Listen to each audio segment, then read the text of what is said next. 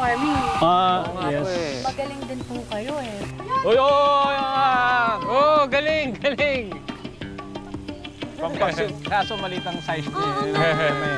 So sir, ano pa po makikita dito sa farm? Tuloy pa rin yung ano namin, yung pagtatanim. Katulad ng this September, season ng santol, mga Okay. Bangkok yun eh. Malalaki siya. Nagtanim na kami ng mga buko, siguro within 5 years. Nag-try kami, ito mga bago na yan eh. Black pepper, luya. Parang may restaurant po ba kayo dyan?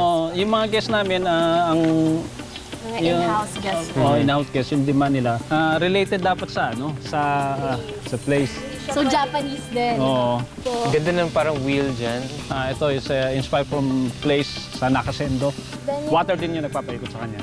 usually mga families na nagda-dine in and yung costing ng price po namin, makikita niyo po yung difference from, of course, yung mga established